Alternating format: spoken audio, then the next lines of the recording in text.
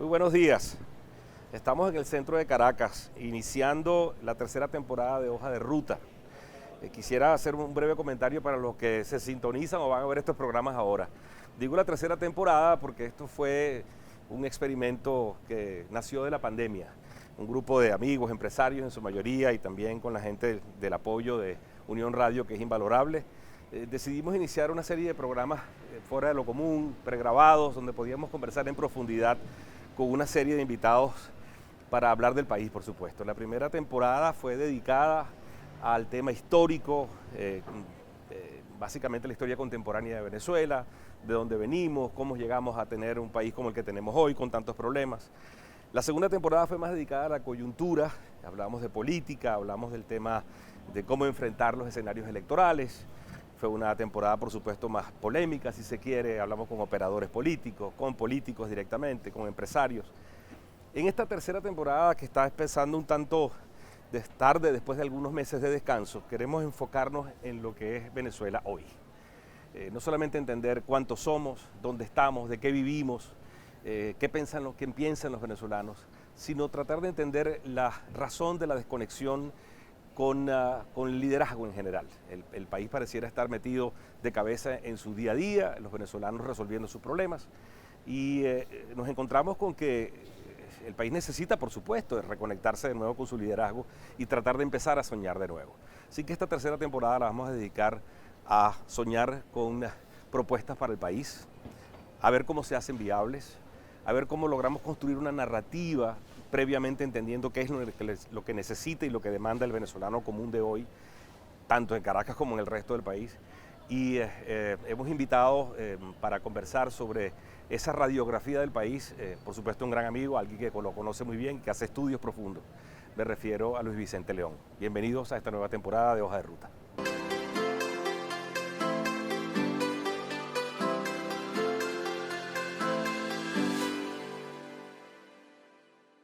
Luis Vicente. Epa, Jorge, ¿cómo estás?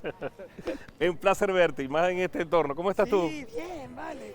Chévere, además siempre el centro es rico porque le recuerda a uno su historia. Bueno, no solo la aldea, de hecho la te iba a cerquita. preguntar a qué edad viniste la primera vez aquí a la Casa de Bolívar. Uy, sí, tenía 8 años y me acuerdo perfecto. Yo también creo que tenía esa edad, y por supuesto con el colegio. Sí, vine con el colegio, Pero la última vez vine con mis hijos ahora en diciembre, que tenía muchísimo tiempo que no venía al centro, porque hubo una época en la que era un poco difícil. Sí, no, claro, obviamente. Era complicado. Una vez Sí. vine para una reunión y dije, bueno, hasta aquí. Mejor se no vengo perdió el más. centro. No, y entiendo Pero que ahora hay chévere. tours nocturnos que vienen, gente para acá. Tengo gente amiga que ha venido a pasarla bien de noche. Después, si hay tiempo, nos tomamos un café o nos comemos un chocolate por ¿Cómo allá. no? Claro que sí. De acuerdo. Por cierto, que a mí de las cosas que más me llamó la atención, siempre se me quedó grabado el tamaño de la cama del Libertador, que me pareció súper pequeñita. Sí, bueno, es que era petit. Mira, Luis Vicente, encantado de tenerte aquí y agradecido siempre por tu tiempo.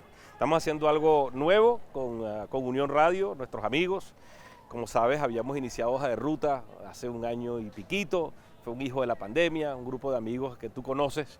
En el medio de la pandemia se nos ocurrió hacer esto, y con el apoyo de Unión Radio, que ha sido invalorable, hemos iniciado esta aventura que llamamos Hoja de Ruta. La primera temporada fue dedicada al tema histórico, al entender la Venezuela, digamos, contemporánea de los últimos 50, 60 años, la segunda más a la coyuntura. Y estamos iniciando esta tercera temporada con la idea de entender al país que tenemos hoy, marzo del 2022. Tratar de hacerle una disección, una especie de radiografía, tanto que se habla de qué es Venezuela, y alejarnos un poco de las subjetividades de que si se arregló o no se arregló. ¿Cuántos somos? ¿Qué somos los venezolanos de hoy? Sé que tienes un estudio reciente que puede ponernos a hablar un poco sobre eso, y además estuve viendo algunas de las láminas que me parecen interesantísimas, porque sentimos que a partir de una radiografía lo más objetiva posible es que puedes comenzar a construir lo que hemos llamado una nueva narrativa. En particular, yo y quienes me acompañan en esta aventura de Hoja de Ruta sentimos que el país está desconectado no solamente de su liderazgo político, está desconectado de sus sueños, de su capacidad de soñar el futuro, está dedicado a su día a día. Ya tú me dirás si estoy en lo correcto o no. Y el tema de tratar de entender, hacer una disección, una radiografía, nos va a servir, creo que, de telón de fondo en esta nueva temporada para conversar con una serie de actores políticos, económicos, sociales, hablar de propuestas para el país La idea central es cómo ayudamos desde Hoja de Ruta humildemente a construir una nueva narrativa que conecte de nuevo al país con una esperanza nueva. Ese es un poco el preámbulo. ¿Qué es Venezuela hoy? ¿Cómo la interpretas? Sí. Sé que tienes un estudio reciente. Empezando por cuántos somos. Sí. Bueno, en efecto, siempre son elementos complejos, porque la data, sabes que la información en Venezuela es una información que se tiene que generar agarrando de un lado y de otro. Sí. La data, digamos, formal está muy rezagada. Pero bueno, en principio, en Venezuela vivimos dentro del territorio unos 27 millones y medio de personas. Ya no somos 30. No, es que en teoría deberíamos llegar a ser en este momento cerca de 33 millones, según el censo en proyección. Si lo tomáramos 10 años atrás, Sí. eso es lo que tendríamos que tener. Pero lo que hay básicamente es una salida de población que está en el entorno de los 6 millones de personas que viven, 6 millones de venezolanos que viven en el exterior. Esa población ha tenido fue como, primero en el piquito se fue muy poca gente, pero que era gente muy especial, gente que tenía muchos recursos. Lo primero que sale son básicamente las inversiones más fuertes. Sí. Gente que tenía recursos y que empezó a sentir que le daba un poco de miedo mantener toda su plata en una sola cesta, y además en una cesta que se complicaba. Sí, la gente empezó a decir, déjame poner un pie afuera por si acaso esto se complica, Sí, y luego, proteger mi patrimonio. Claro, luego el segundo grupo de migración es la población que era profesional o que son profesionales. Ahí se fue, digamos, varios clústeres, por ejemplo, médicos. Fue una cosa realmente increíble. La salida, por ejemplo, en el año 2017, 2018, de la promoción de la Escuela Vargas de médicos, quedaron apenas 2 o 3 de toda la promoción en Venezuela. Sí, recuerdo esa época. Era un momento muy difícil, además, porque en ese 18, cuando tú revisabas cuánto cobraba un médico por una consulta, en Caracas te costaba entre 3 y 5 dólares una consulta. Es correcto. Eso básicamente hacía que un pasaje aéreo para ir a Margarita costaba el equivalente a 3, 5 dólares. Entonces, claro, la gente comenzó a huir en esos procesos. También había una fortísima migración de la comunidad judía, que quizás por su sensibilidad en su historia también le dio muy duro, y fue una cosa como muy particular. Y luego, pues, muchos profesionales, ingenieros, economistas, etcétera. Hay unas profesiones más que otras, las que son como más fáciles de colocar en el mundo. Un ingeniero, un economista, obviamente era un poco más difícil para un médico o para un abogado por las características de su promoción. Pero bueno, eso hizo que llegaras a un flujo de salida neto entre la salida y la entrada, que en el año 2020 fue de alrededor de 450.000 personas neto salida. Es decir, salió 500.000 de personas en neto contra los que venían. ¿Solo en ese año? Solo en el año 20. En el año 21 la tasa se reduce. Empieza a haber menos salida y empieza a haber más regreso. Sigue siendo una tasa de salida neta. Ok, se te iba a preguntar. Negativa, es decir, negativa quiere decir... Más gente saliendo que entrando. 145.000 personas netas. Pero bueno, eso ya es una tercera parte de lo que fue. O sea que comienzas a ver ese proceso en el cual se reduce la tasa de salida y sobre todo aumenta el número de personas que regresan. O sea, somos 27 millones de personas, 6 millones de venezolanos en el exterior, que es un país más, un país pequeño, Centroamérica afuera. Ya hablaremos más adelante de la potencialidad de lo que significa esa migración y cómo puede insertarse en un modelo de desarrollo nuevo para Venezuela. Me llamó la atención mucho de las primeras láminas que vi de tu estudio que cerró en marzo, sobre el tema del consumo. Nos está agarrando la lluvia. Sí. Vamos a ir a un sitio y aprovechamos y almorzamos algo temprano de una vez y terminamos la grabación. La lluvia nos echó a perder la primera parte. Mil gracias, saludos.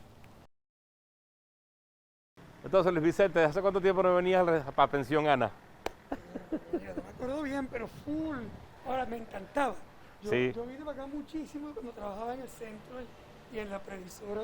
Era para mí un lugar fantástico. Además tiene historia política. ¿Cómo no? Aquí venían muchos los políticos a comer. Sí, Betancourt era un comensal. Yo venía con mi abuelo, que era menos famoso, y me traía pequeñito. Adelante.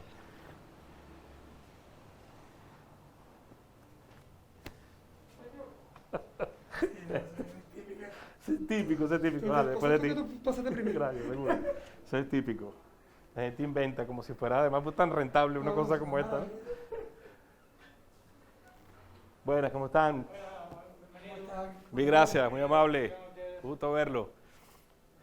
Qué rico, ¿no? Se mantiene igual. Fíjate tú que estamos hablando. ¿Cuántos años tiene? Por lo menos medio siglo. Bueno, facilito. Seguro. Porque yo creo que yo recordaba que los manteles eran mejor. Luis Vicente, continuamos. De nuevo te tengo que agradecer por tu tiempo, que estas cosas siempre toman más de lo que sucede. Allá nos interrumpió la lluvia conversando y ahora un placer compartir contigo una comida mientras hablamos de este tema. Ya pudimos ver un poco el panorama general. Nos hablabas de cuántos quedamos en Venezuela. Una de las primeras cosas que me llamó la atención de este estudio que veía en estos días pasados fue cómo cambió la relación de las llamadas bloques o clases sociales.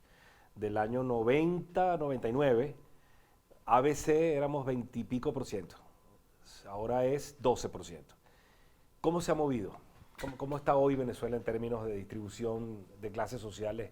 Me imagino que ha crecido mucho más la E, y luego entramos un poco al tema de qué estamos viviendo los venezolanos. Sí, bueno, en efecto es un cambio fundamental, porque es un país que solo entre el año 2013 y el año 2020, porque el 21 fue más estable, hasta el año 2020 habíamos caído 75% en el Producto Interno Bruto.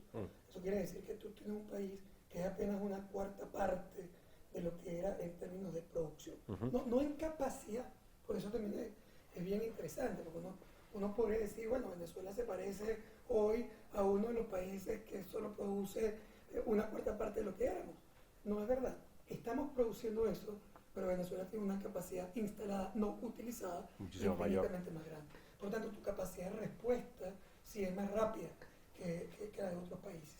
Ahora, ¿qué ocurrió? Que esa contracción afecta, obviamente, el bolsillo, la capacidad de ingreso, la actividad, la capacidad de empleo, etcétera, se cambió dramáticamente.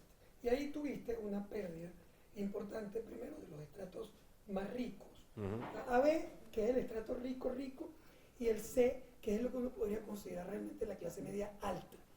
Uy, qué bueno, eso se ve muy amable, serio. qué sabroso. Muchas gracias. Una brusqueta, muchísimas gracias.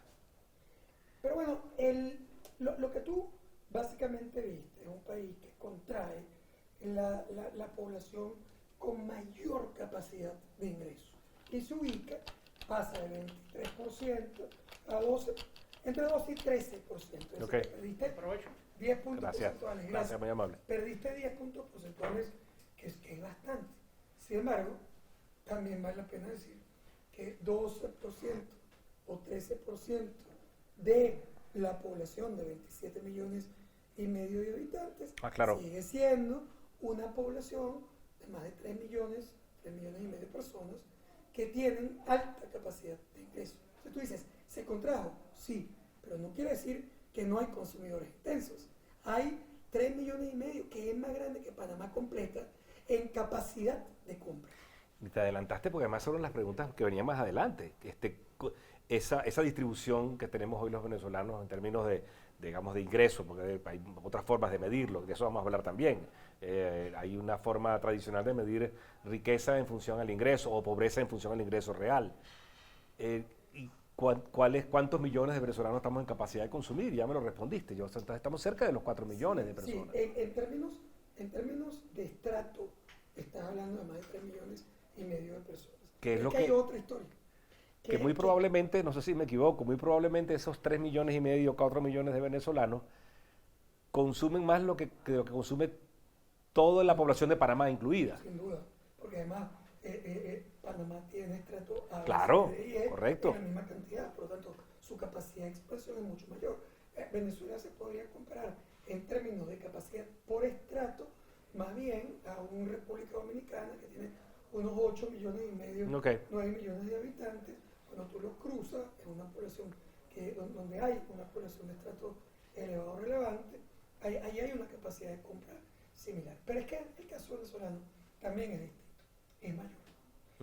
¿Por qué? Porque no solamente compran esos 3 millones y medio, 4 millones de personas. La verdad es que tú tienes otra variable, que cruza la estratificación socioeconómica clásica y que nos obliga a estudiarla de una manera diferente, y es el acceso a divisas. Correcto. O sea, porque tú aquí tienes la cantidad de dinero, el ingreso, es el que te da la estratificación ABC.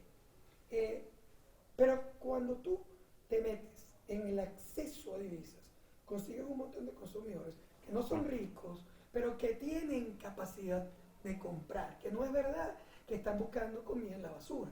O sea, ¿hay una gente buscando comida en la basura? Sí. Cualquier persona que no tiene acceso a divisas, ni puede indexar su ingreso o salario, al tipo de cambio. tiene problemas críticos. Es más, está mucho peor que en el pasado. ¿Por qué? Porque se enfrenta a una realidad dolarizada, a un supermercado, a una farmacia, a un abasto completamente dolarizado. Entonces, él está crítico. Pero ¿qué pasa en la base de la pirámide, que no es rica, que no es ABC? Que hay un grupo de personas, primero, que dolarizaron su ingreso. Por ejemplo, un electricista, un plomero. O sea, ese plomero o el electricista no necesariamente está en el estrato ABC plus de la población, pero sus ingresos están completamente Totalmente. Tú llamas al plomero, llamas al electricista y el tipo te va a decir que te va a cobrar $40 para ir a ver qué hay. Solo para ir a ver. Para ir a ver qué De hay. hecho, un poco en son de broma, pero también preocupante es que ahora todo es 100. Sí. Difícilmente algún servicio doméstico de estos especializados, plomero, herrero, electricista, al final termina siendo, uno ya sabe que son como mínimo $100. Claro, y luego tienes la población que recibe remesas, que es otra historia. Porque en el estrato ABC no hay remesas. En el estrato ABC hay repatriación de capitales. Sí. Porque tú tienes dinero en el exterior, porque además la gente cree que los venezolanos viven con lo que están generando hoy. Algunos, pero muchos viven con lo que generaron en el pasado. No, muchísima gente está viviendo, que además es preocupante, eso es un tema que preocupa, agotando los ahorros que tuvieron en el pasado. Sí. Y la sociedad, esas personas necesitan volver a ser productivas. Y hay muchas familias que están en esa situación, digamos, enfrentando hoy, dentro de unos próximos meses o años, una situación muy crítica en términos de haber agotado sus ahorros. Sí. Ahora, en el otro lado, lo que hay es una población que recibe remesas. ¿Cuántos son?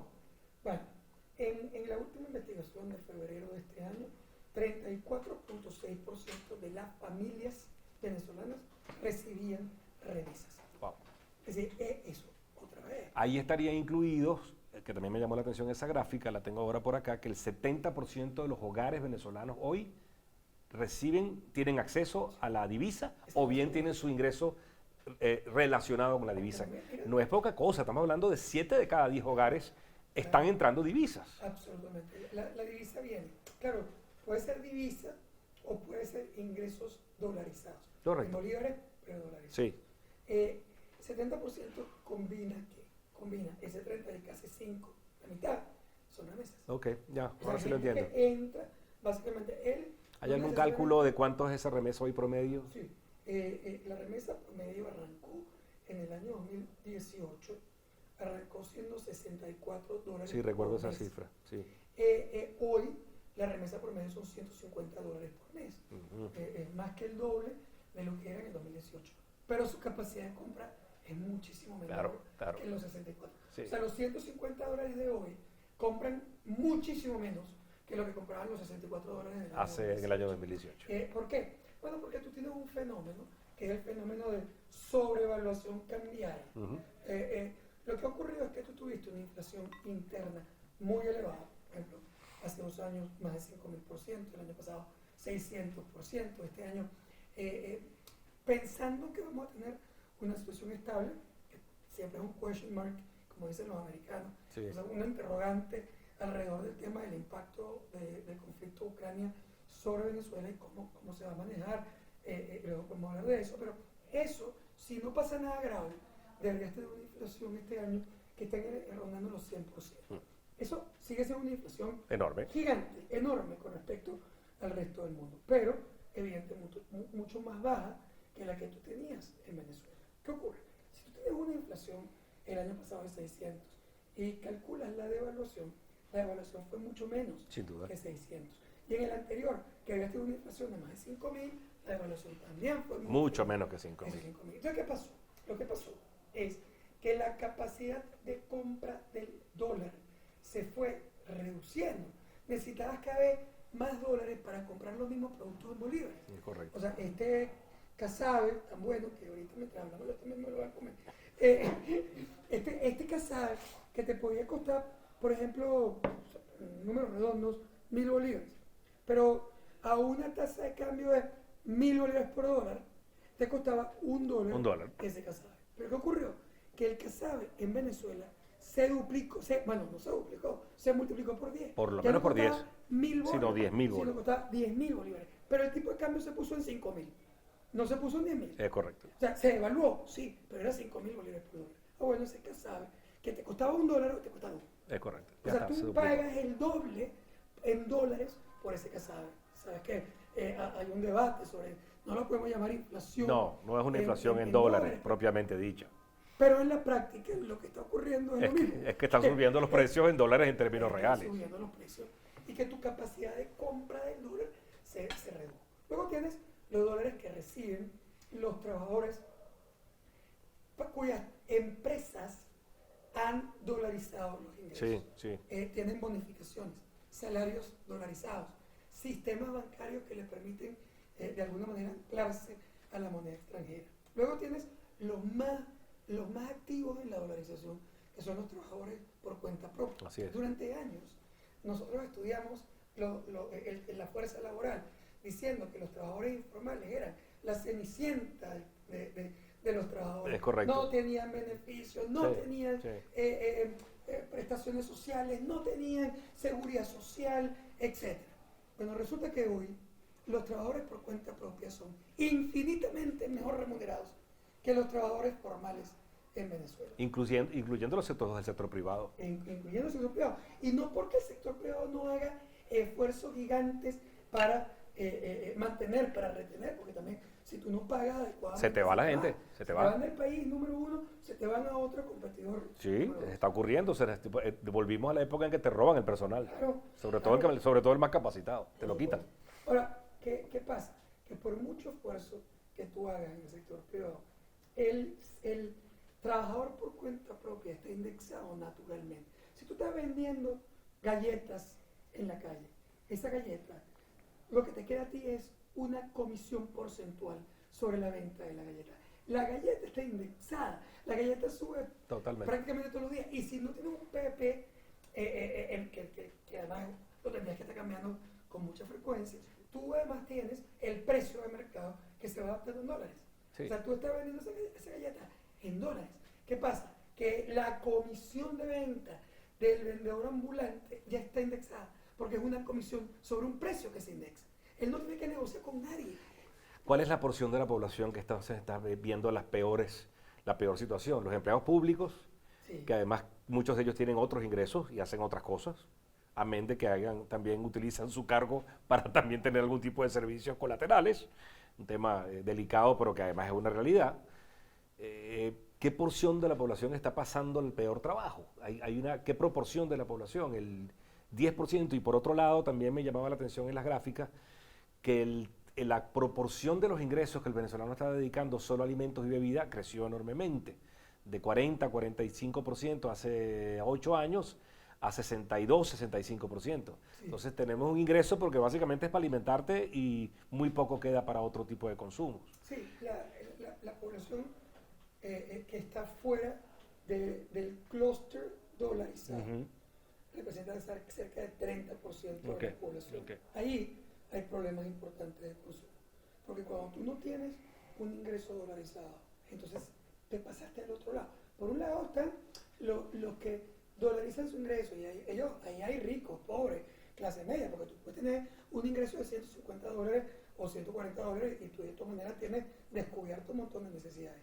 O sea, no quiere decir que tú seas rico porque en tu familia llega un dólar, eso no existe. No, lo que tienes es capacidad de consumo, punto. Tú ves gente muy pobre que entra al supermercado, al abastico, a la farmacia, con un billetico de 1, un billetico de 5, todo arrugado, feo, que tú notas que la persona está haciendo un esfuerzo, pero está pagando en moneda extranjera. Sí. Ahora, cuando no tienes esa moneda extranjera, entonces ahí sí estás en aprieto severo. Y estamos hablando de algo más de 6 millones de venezolanos. Claro, tienes una población que sigue siendo muy dura. Por eso, hablar de estos temas se ha convertido, por lo menos para mí, en un dolor de cabeza. Sí. Porque cuando tú dices, mejoraron cosas en Venezuela contra el año 2013, contra el 2018, claro que sí. Sin duda alguna. O sea, hay un montón de cosas que mejoraron. Mejoraron, por ejemplo, que tú ahorita no le estás dando 3 vueltas de cola a un supermercado para entrar a un supermercado que no había arroz, que no había leche, que no había café, que no habían productos fundamentales.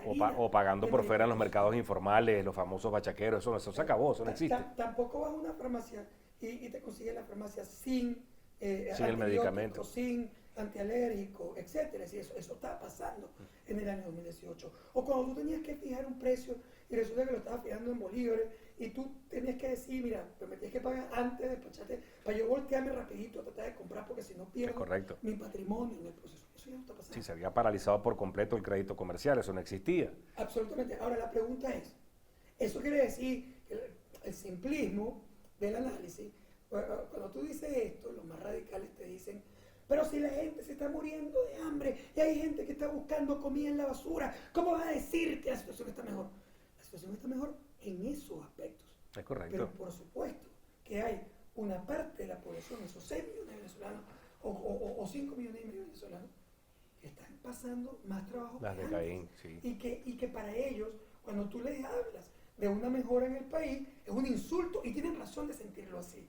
Pero tú no estás hablando del país completo, estás hablando de ganadores y perdedores, es correcto. y de clusters que se separan. No, y además, sin duda alguna, una proporción mayor, el 30% está pasando las de Caín, pero el 70% ha sentido de alguna forma una mejora. En un hogar donde entran a lo mejor un hogar de, digamos, de extracción muy popular, humilde, a lo mejor trabajan 2 o 3 o 4, la promedio de la familia vi que siguen siendo 4,5 por persona, pero a lo mejor en una casa popular viven 8 personas. Quizás entran $2 o 3 mil dólares al mes en ese hogar. El problema es que no se enferme nadie, porque ahí empiezan a tener problemas. Esa es la otra dimensión. Quería conectar esto también con algo que puede resultar un tanto polémico, que es con algunas encuestas que han medido la pobreza, que hablan de 94% de pobreza en Venezuela, medida en términos de ingresos, y 74% de pobreza crítica medida en términos de ingresos, es decir, con menos de $2 de entrada al año. Pareciera que hay una desconexión entre lo que dicen esos números y lo que vemos todos los días en la calle.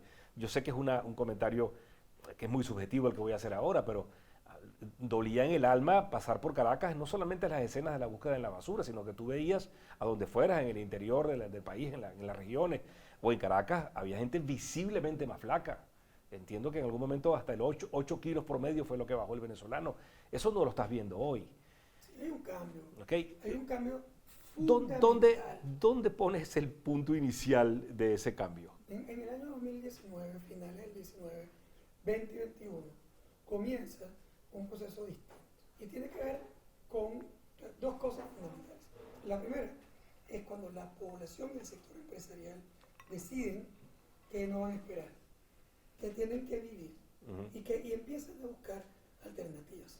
Y empiezan a buscar alternativas en un proceso de dolarización que fue un proceso de dolarización completamente desordenado, no planificado. Simplemente tú empezaste como a hacer trueque. Y el trueque se volcó a la moneda dura que era el dólar. Sí, un comentario muy al margen, pero al margen no, a propósito de esto, muy breve. Comenzaron a dolarizarse los precios. Totalmente. Después que empezó a dejar de ser delito, entre comillas, porque la ley sigue allí, o por lo menos hacerse caso omiso, poco a poco se empezaron a dolarizar los salarios. Pero es que ahí viene el otro tema, ¿no? La gente te dice que solamente cambió la gente o el empresario. También cambió el gobierno. Es decir, nosotros no tuvimos un cambio de gobierno, tuvimos un cambio en el gobierno. Ese proceso ocurrió. Otra vez, yo no te estoy diciendo, porque en el simplismo y en la sensibilidad política tú dices eso, está diciendo que el gobierno es bueno. No. Lo que estoy diciendo es que perdió toda su capacidad de control, que no tenía recursos como en el pasado para poder incluso chantajear al sector privado con la entrega de divisa barata, si te la doy, no te la doy, o te lo quito, te meto preso. Pero también perdió la capacidad de amenazarte en términos de cerrarte una planta, porque si tú me dices a mí que yo tengo que producir a pérdida en mi planta, te doy la llave. Sí, no trabajo Agarra más. Tu gallo muerto. Sí, o sea, no trabajo eso es lo que más. te voy a decir directo, porque no hay forma de que tú me obligues a mí, ni a meter mi plata del exterior en Venezuela en una cárcel, ni que me obligues a perder mi negocio completo produciendo a pérdida. Eso no va a pasar. Entonces, antes ocurría, ¿por qué? Bueno, porque como el gobierno tenía plata, te amenazaba con que te daban dólares baratos, te compraban, si no te lo daban, se lo daba a tu competidor y te destruía. Es correcto. Entonces, ese proceso era un proceso de chantaje cambiario. Totalmente. Pero también ocurrió segundo, que el gobierno podía importar mercancías y competir contigo. Se convertía en una competencia desleal. Y muy fuerte, además. Que te daba terror en el proceso. El gobierno hoy no puede hacer ninguna de esas dos cosas. No puede darte dólares baratos porque no tiene. No los tiene. Y no puede importar mercancías porque está sancionado.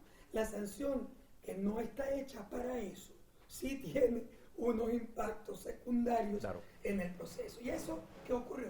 Que el gobierno, que tampoco es, o sea, puede ser absurdo en muchas cosas, pero también tiene espíritu de supervivencia. Obviamente. Se da cuenta de que él podía amenazar, él siguió, lo intentó, pero cuando intentó seguir amenazando, cuando ya no tenía los instrumentos de presión, fue perdiendo terrenos, fue perdiendo el control. Y lo que terminó ocurriendo es que él se da cuenta que tenía que jugar, digamos, huir hacia adelante.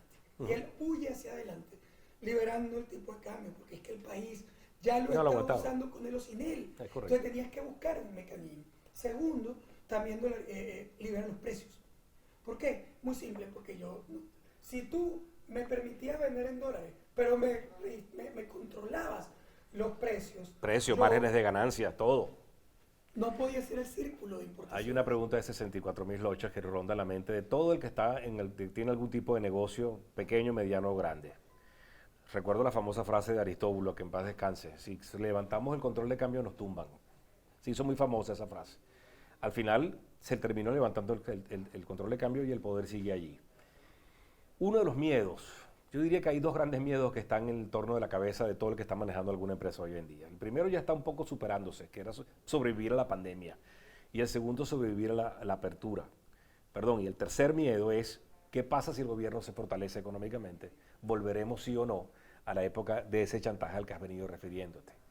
¿Qué percepción tienes tú? ¿No sería acaso tonto, indistintamente de que ideológicamente no es el planteamiento originario del socialismo del siglo XXI, que amenazó y destruyó propiedad privada a mansalva, que traspasó medios de producción masivamente a manos, bueno, masivamente no, pero sí muy importantemente a manos del sector público?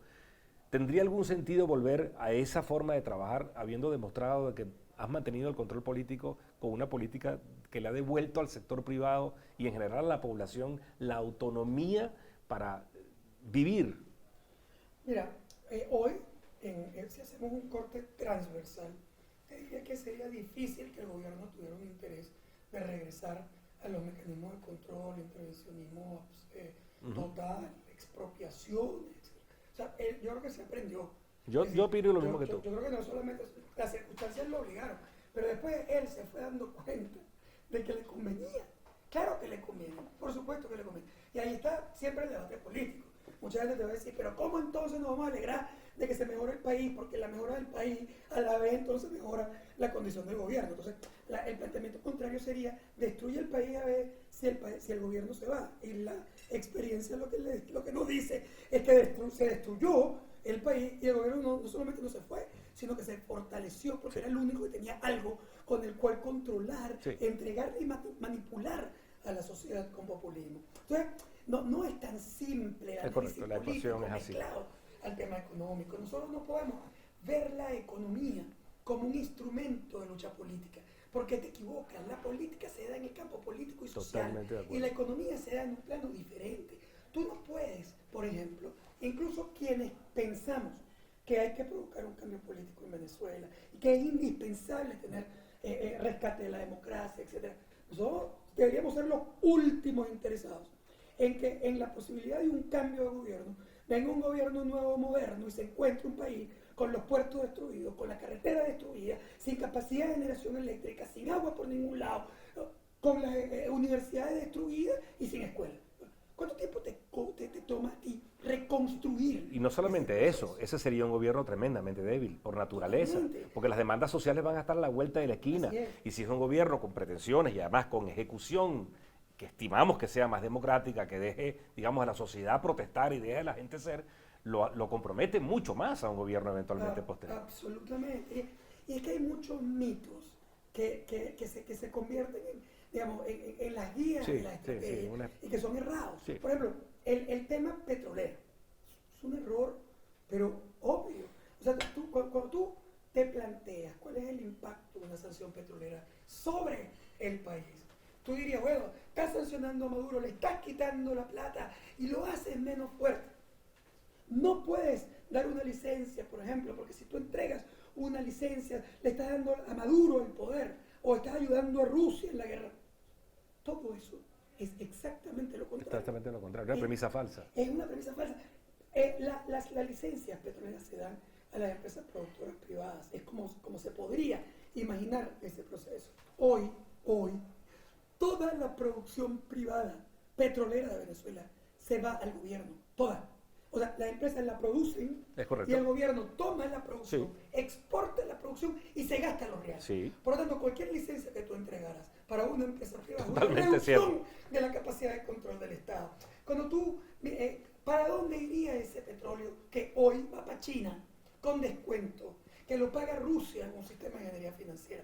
¿Para dónde iría el petróleo licenciado? A los mercados occidentales tradicionales, Estados Unidos. Justo a los que necesitan hoy resolver la inestabilidad que genera el conflicto de Rusia con Ucrania.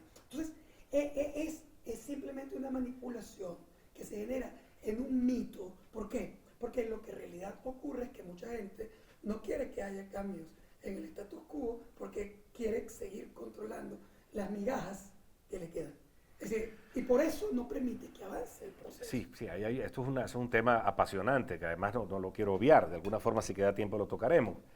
Desde hace más o menos 3 años veía también las curvas que tiene Data Analysis haciendo durante años, cómo ves el país, positivo o negativo, y cómo te ves a ti mismo. Desde hace 3 años observé, 3 años no, un poco menos, 1 año y medio, se cruzaron por primera vez en mucho tiempo las curvas de la percepción personal. La mayoría de la población está sintiendo que su situación está más positiva que negativa. Eso responde a lo que tú has dicho. También en términos generales sobre cómo percibe el país, de 10% que decía más o menos que estaba positivo en el año 2018-19, estamos en un poco más del doble, 22-23%. Sigue siendo muy bajo, aunque sería interesante ver cuánta gente está viendo positivo el país, no sé, en Estados Unidos, en Canadá en estos momentos, tampoco debe ser el 80%.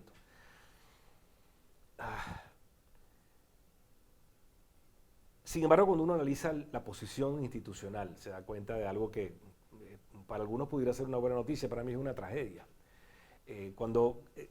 Esto que hemos descrito hasta ahora en estos minutos, que dan cuenta de una radiografía de lo que es Venezuela hoy, lo más objetiva posible, yo creo que es importante que entendamos esto, sin sesgos políticos. Tú acabas de decir algo muy claro, por supuesto que queremos un cambio profundo político y que quisiéramos el retorno de la plena democracia y tengamos alternancia en el poder.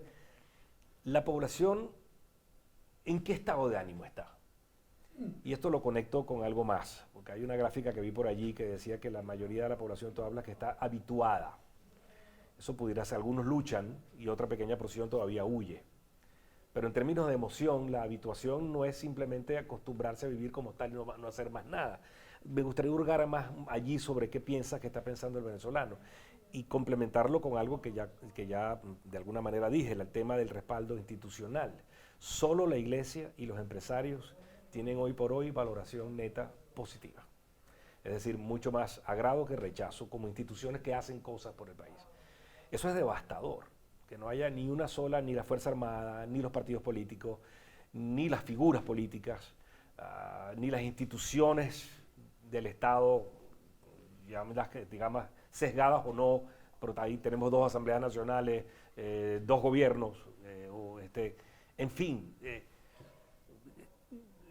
¿Qué desenlace puede tener una cosa como esta? ¿Y qué propuesta? ¿Está verdaderamente el venezolano, concluyo con esto, esperando una nueva narrativa? ¿O se acostumbró y punto? Sí. Mira, hay varios puntos. El primero, la situación de crisis sigue, persiste. Hay una crisis en Venezuela, un país que es una cuarta parte de lo que era. Que es una crisis gigantesca. Simplemente sintiéndose que no, y bueno, es un problema de luz. Y se te cae la luz más en el interior que en Caracas, pero estás ahí viviéndolo, con problemas críticos. Infraestructura, educación, salud. O sea, y la gente cuando tú le preguntas cómo está el país, sigue percibiendo una crisis muy severa. Sí, es verdad, subió un poco el número de personas que lo ven mejor, pero la crisis sigue marcando es enorme, está marcada. La percepción país. Pero cuando tú le preguntas, ¿pero cómo está tu situación personal? Es imposible evitar que la población se compare con su peor momento reciente. Claro. Tú te comparas, cuando hay picos, una situación demasiado buena o una situación demasiado mala, en los próximos años, Tú la comparas, siempre te vas a comparar la vas a usar como esa o referencia. sea, claro, si tú tuviste una bonanza brutal, la gente siente que está perdiendo terreno. Claro. Y si tuviste una crisis espantosa, la gente siente que está mejorando. ¿Cuál es la comparación actual? 2018. Sí. Es decir, el Sí. 2018 es el punto con el que naturalmente la gente se compara. Y cuando se compara, ¿qué te dice? Bueno, claro que estoy mejor. Estoy mejor. Y mosca, más bien es raro, excepto la población que no pudo obtener ninguna forma de dolarización de sus ingresos. Para el resto es obvio que él está mejor, está recibiendo ingresos en moneda extranjera. No hay desabastecimiento en el mercado. Es mentira que sus ingresos no han tenido ningún impacto en la dolarización. Claro que lo tuvieron. Lo demostramos en el caso de los médicos, lo demostramos en el caso del plomero, lo demostramos. Si vas más abajo, una señora de servicio en Caracas en el año 2018 ganaba entre 10 y 15 dólares mensual. Sí. Iba a comer. Es correcto. Hoy, una señora de servicio en Caracas gana entre 10 y 15 dólares diarios. Es correcto. Eso Diarios. es, sí. Entonces tú me dices, solo los ricos, solo los enchufados. Ella no es rica, ella va a ganar 250, 300 o 350 dólares al mes. Pero con 350 dólares ella está mucho mejor que lo que estaba con los 10 dólares en el año. Ahí sí. Ahí sí. Nos paramos de 10 a 300, ya no hay forma de que ella no haya generado una mejora en su ingreso, igual que los médicos, etc. Entonces, hubo una transformación que tiene que ver con la dolarización de la economía. Cuando el gobierno permite finalmente el proceso, a pesar de que hayan todavía lagunas legales, el país completo se movió hacia allá, se movió a buscar nuevas alternativas, a buscar cómo vivir. Y ahí se mezcló todo, se mezclan los ingresos, se mezcla la creatividad, hay emprendimiento, empiezan a aparecer además negocios que van rellenando vacíos muy importantes del país. Por ejemplo, gente que empezaba a quitar la fibra óptica que tenía para sus teléfonos, para su televisión por cable y la coloca para internet. ¿Por qué? Bueno, porque el internet era una necesidad fundamental en el proceso. Correcto. Entonces, ahí empieza a haber un grupo de gente que se siente mejor. 56% de la población, sé que es muy sensible, sé que la gente le da una rabia, pero espantosa. Pero primero, no soy yo, tienen que dar rabia con los que contestaron, no conmigo. O sea, yo soy el termómetro y te está dando la rabia con el termómetro y no con la fiebre. Es correcto. Sí, pero en verdad lo que eso refleja no es que están bien. No es que el país se arregló, que es la simplificación de ataque. Tú estás diciendo que el país se arregló, ¿no? ¿Cómo se va a arreglar? O sea, no está arreglado. No está ni cerca de No, arreglar. está muy lejos de estar arreglado. Pero la gente se siente mejor que en el 18, claro, y tiene todo el sentido del mundo. El discurso político, el que inspira cambios en las poblaciones, el que conecta con los deseos y los sueños de la gente, a veces se centra en la diatriba, por ejemplo, estos días colocaba yo un tuit al respecto, que la diatriba del país pareciera ser solamente discutir entre si se arregló o no se arregló, cuando el país siento que está esperando otra cosa. Esta señora que tú referías que ganaba antes 10 dólares al mes y ahora gana 300, la que va a nuestros hogares, el muchacho que buscó, que está haciendo repartición, reparte con la moto, el que está haciendo ahora de taxista, sabe que además está muy endeble porque no existe Estado. Te decía antes que no se enferme, porque si se enferma o le pasa una desgracia en la moto, nadie lo va a respaldar y los ingresos se van a desaparecer porque ya no está trabajando haciendo delivery. Esa gente está esperando un mensaje para construir un nuevo sueño, para construir una nueva realidad. ¿Cuál debe ser el papel del liderazgo político? Yo sé que es un tema para muchos programas más. ¿Sientes que hay actores que se están moviendo alrededor de entender que el tema no es que el país esté mal para que empuje por unos cambios y protestes, sino que el tema es construir una narrativa que conecte con la gente? Sí. Tú tienes ahí dos puntos para mí fundamentales. Durante muchos años la población estaba esperando la narrativa, estaba esperando la historia, la propuesta inteligente, que se fuera más allá de la batalla campal entre los políticos, etc., sino que fuera a pensar en cómo acompañar y cómo resolver los problemas de la población. Eso no está pasando ahora, no lo está buscando. Lo va a tener que construir y es como no hay una demanda explícita, vas a tener que construirla tú como construyendo tu oferta. ¿Por qué? Porque la población se hizo apática. Es decir, se demoró tanto en dar una respuesta. Y te fuiste al absurdo de repetir lo mismo que no funcionó durante años. Es que además lo estás repitiendo todavía y han pasado décadas diciendo lo mismo. O sea, diciendo lo mismo, ofreciendo lo mismo que no pudiste cumplir con la misma estrategia, lo cual sería imposible. Es decir, tú no vas a tener un resultado distinto haciendo lo mismo, como decía Einstein. Entonces tú me estás diciendo que tú vas a hacer lo mismo otra vez. Y cuando te apareces finalmente en el medio de una gran crisis para hablar con la gente, le dices que tú vas a hacer lo mismo que ya hiciste. O sea, ¿qué es lo que hiciste? Hiciste, vamos a trabajar en el mercado internacional. Qué chévere, te aplaudo, es una nota. Es buenísimo tener el apoyo internacional. Es un aliado importantísimo. Vamos a trabajar en el fortalecimiento de las sanciones para ahogar a Maduro. Bueno, la verdad es que el abogado soy yo. O sea, no ha sido Maduro. Sí, sí. O sea, pero bueno, no vamos a procesos electorales porque están viciados. Ajá. O sea, no fuiste, sanción, discursito. No, el mismo camino no puede ser el mismo. ¿A dónde vas? Pero dijiste algo interesantísimo que me preocupa, Luis Vicente. A lo mejor yo estoy pensando que es que el país está esperando con desespero la nueva narrativa. No, esa demanda no está. No está, y eso es por grave. eso se volcó. Por eso, cuando tú ves ahí, ¿qué pasa con la iglesia? ¿Y qué pasa con el sector empresarial? La gente, lo que se volteó es a ver una cosa completamente distinta a la política. Lo vemos en la búsqueda de noticias. En la búsqueda de noticias, la política está en el número 14. 14, cuando ha sido durante años la primera búsqueda en noticias. Es economía, es salud, es infraestructura, lo que le interesa a la gente. Pero luego, el segundo lo ves cuando tus instituciones respetadas. ¿Quiénes son? Las instituciones económicas, así como el sector empresarial. ¿Por qué? Bueno, porque me genera empleo, porque me da producción, porque me da abastecimiento, porque me siento que qué maravilla que todavía estén aquí a pesar de la crisis. ¿Y la iglesia por qué? La iglesia es por el acompañamiento, no es religioso. Es el acompañamiento social de la iglesia. Su acción por la población más pobre. ¿Estás conmigo? El tema es entonces, no es tan simple como atender la demanda que está de sueños que está queriendo la población, sino que hay que construir el sueño, desde cero prácticamente.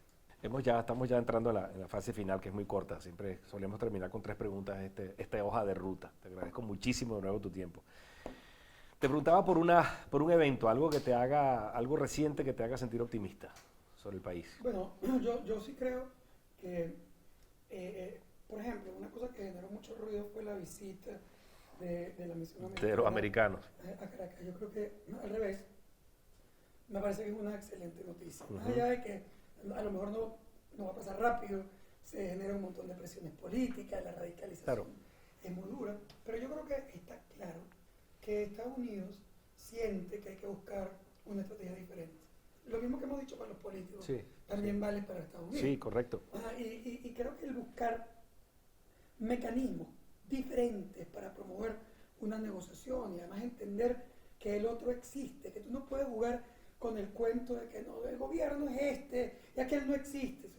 Viejo, o sea, si al lado de mi apartamento vive Jack el Destripador, yo no tengo que invitarlo para la junta de condominio. Yo no estoy reconociendo su propiedad sobre el apartamento, ni lo voy a invitar a compartir un confite en mi casa. Pero lo que sí está claro es que cuando hay una filtración en el baño, y es una filtración terrible que viene de su apartamento, yo tengo que negociar la cerrada de la llave con Jack. O sea, no puedo escoger hacerlo con otro como si no existiera, porque es mentira. Y creo que eso está cambiando, y eso ha sido uno de los problemas más importantes que hemos tenido. No reconocer que el otro existe, me guste o no, sea legítimo o no. Existe y con él. Y vale para ambas vías, además. Vale para ambas vías. Por supuesto. Yo, digamos, no es que sea testigo primero, pero he estado involucrado. El tema de la forma incluso en que hoy en día funcionarios públicos tratan al sector empresarial la cambió completamente. Por supuesto, habrá alguno que diga que eso es más de una mentira, tú eres un ingenuo, te estás dejando de engañar. Pero ahí están los hechos para demostrarlo. ¿Cómo definirías en una palabra o una frase el momento actual de Venezuela? Oportunidad. Interesante. Oportunidad, porque crisis la hemos tenido durante muchísimos años. Yo creo que crisis y oportunidad es lo mismo. en verdad, siempre, siempre ha sido así. En la historia es lo mismo, pero yo sí creo que hay una oportunidad de cambio, una oportunidad de cambio en muchas dimensiones. Creo que la población también entendió mucho mejor que todo ese cuentico de que todo cambia, que solo, que el radicalismo, no puedo negociar, no puedo, eso ha cambiado fundamentalmente. Y de nuevo eso es una oportunidad para consolidar los cambios económicos, pero sobre todo para producir los cambios políticos. Sí, sí, yo coincido contigo. Y finalmente, sin ponerle términos de plazo, ¿cómo ves el futuro del país? Yo no, las ciencias sociales no nos sirven para proyectar tiempos, lamentablemente. Sabemos tendencias, pero no tanto los tiempos. Pero a mí me parece que los cambios económicos ya arrancaron. Es decir, independientemente de que se produzca o no un cambio político, el país económicamente hoy es distinto. Y creo que va a arrastrar la mejora en las condiciones de vida de la población, incluso si no hubieran cambios políticos. O sea, al principio yo pensaba que no se podía dar una cosa sin la otra. Hoy lo que estamos viendo es una independización muy importante. Sí, entre lo político, la economía y lo político. Y creo que la economía tiene una ventaja sobre la política. Y es que la racionalidad en la economía suele ganar. Es decir, busca siempre la economía sus rutas, busca las formas por donde salir. Las sociedades a veces se quedan más enredadas. Un comentario muy breve que se me pasó, que creo que viene a colación del tema de qué economía es la que queremos que cambie y la conexión con el tema de las sanciones tan polémico. Yo siempre he pensado que es preferible que nos acompañe en esa lucha de buscar los cambios que queremos, capitales occidentales y no capitales que no tienen nada que ver con nosotros en la democracia. El tema de seguir el camino de Rusia, por el camino de las oligarquías que toman control absoluto de algunos segmentos de la economía, me parece que son clave. Yo coincido contigo, Luis Vicente. Yo siento que quizás la palabra clave es transformación. Las cosas se están transformando. Metamorfosis, que por cierto sé que es algo en lo que vas a estar participando pronto. Muy agradecido por tu tiempo, de nuevo, Vale, Luis Vicente. gracias a ti por la invitación, encantadísimo. Nos vemos pronto. Seguro.